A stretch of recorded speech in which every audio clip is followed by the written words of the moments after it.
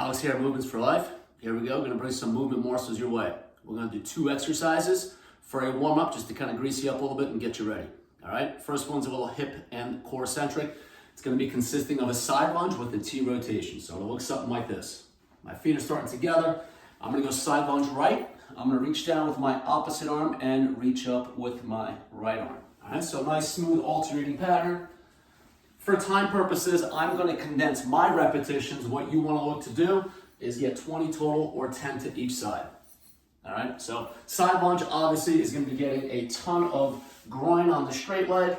Since I am rotating through my thoracic spine, I'm going to get a ton of oblique and a ton of activity through my trunk. All right, so again, you're going to go through and do 10 each side.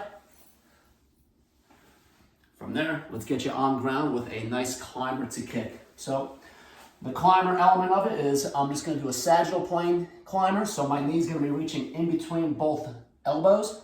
And then I'm just going to kick up and back. Okay, this exercise doesn't really alternate well. By that I mean doing the right leg and the left leg. So unilaterally, I'm just going to hammer out my right leg, do 10 reps, and then switch legs. All right? Again, time purposes, I'm going to shorten my repetitions. Ideally, you're going to go through and do 10 reps on each side.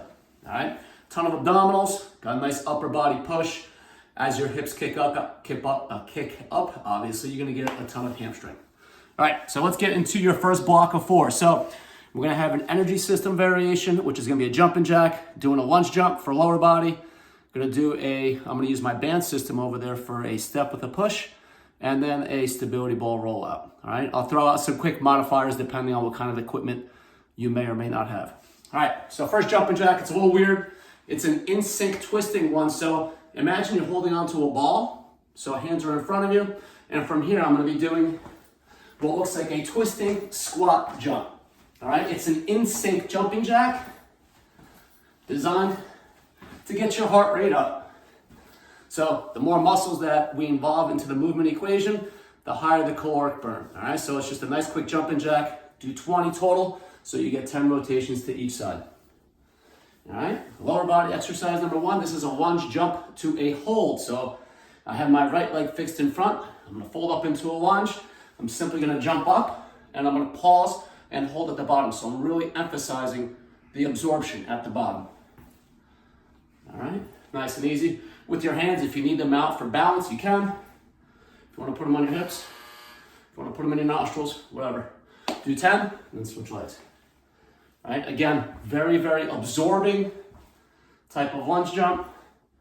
I'm not focusing on jumping up too high. I'm really focusing on the absorption. All right, so step with the push. I'm going to be using my bands here. This replicates if you're in a gym.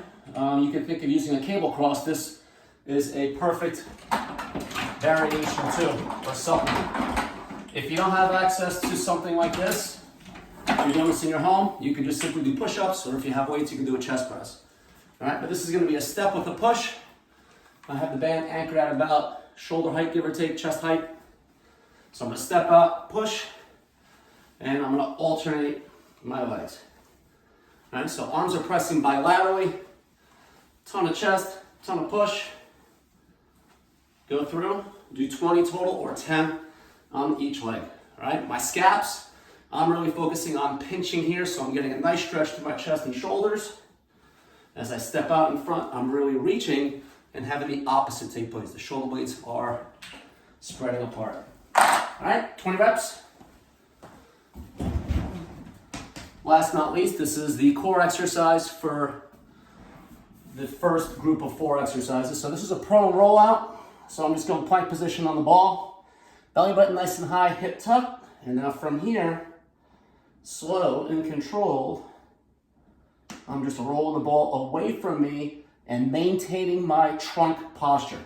Want to be mindful of my lower back. Make sure that my lower back doesn't arch out. Hips don't drop down. Keep that totally stable. So literally, you're just rolling the ball forwards and backwards with your arms.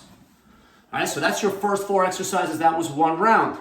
From there, depending on your time, you could go through, do them again if you want, or you could be done if that's all you have time for, And let's introduce your second block of 4 exercises. All right, so we have, I'm gonna use a single dumbbell. You can hold on to a medicine ball. This is an explosive diagonal chop. So again, whatever kind of weight or piece of equipment you have, I'm gonna do a diagonal chop. So I'm chopping quickly down, chopping quickly up, right? So energy system, I'm using my upper body. I'm integrating it into my hips by sinking down into it. Ton of core, do 10 each side. All right? Super quick. Notice my arms are bent. They don't have to be in this long, straight arm posture. All right? Just think about taking the ball, taking a piece of equipment, moving it as quickly as you can. All right? From there, you're going to go to the squat pattern. I'm going to hold on to a kettlebell. And it's going to be up in a goblet squat. So keeping the weight anchored nice and high is going to challenge my abdominals a little bit more as I fold up into the squat. If you don't have a kettlebell, you could just use a dumbbell. Same type of posture, just cradle it on the sides of the dumbbell, keep it up nice and high. So from here, I'm just going to sit down into my squat, stand nice and tall, and get my hips to tuck. So I'm finishing my squat by extending my hip, getting my hips tucked underneath me, getting a nice glute squeeze, which will stretch out and lengthen the front of my hip. All right, my footprint, whatever's comfortable for you. I'm about shoulder width apart. Nothing too crazy. All right, so from there, rep-wise, 15 to 20, give or take.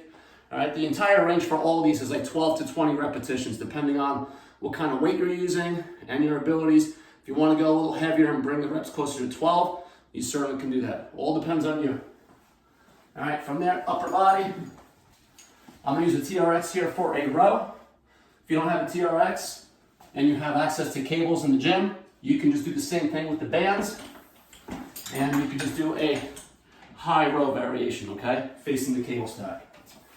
I'm gonna use the TRX, all right? So from here, doing a nice row variation. So I'm really focusing on pulling with the scaps and with my elbows.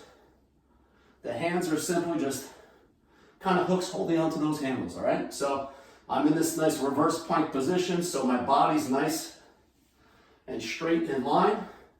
My head isn't pulled forward. I'm trying to look up towards the ceiling. I like to use the cue of like kind of keeping your head back on the pillow so that your body is in line, all right? And then last exercise, number 4. This is a dead bug variation, and I'm gonna use a bent limb type of setup. So my starting position, elbows and knees are touching each other. From here, I'm gonna extend and reach the right limbs away from each other. So right arm and right leg, pull it back in, and then switch into the opposite side. All right, so as I'm reaching with my long limbs, I'm squeezing this elbow into this thigh so I can maintain my abdominal tension. I'm in what's called the abdominal accordion. So how compressed can you keep it? Depending on your head and neck. For some, they get a little necky with being supine, lying on your back, so you can keep your head down, or ideally just lift up your entire rib cage and the head just kind of goes along for the ride. All right, so that was in total 8 exercises. Again, go through them based on what your abilities are, what your time commitment is, and you can go through, as I mentioned earlier on, how you can go through them. All right, but have fun. Reach out if you have any questions. See you next week.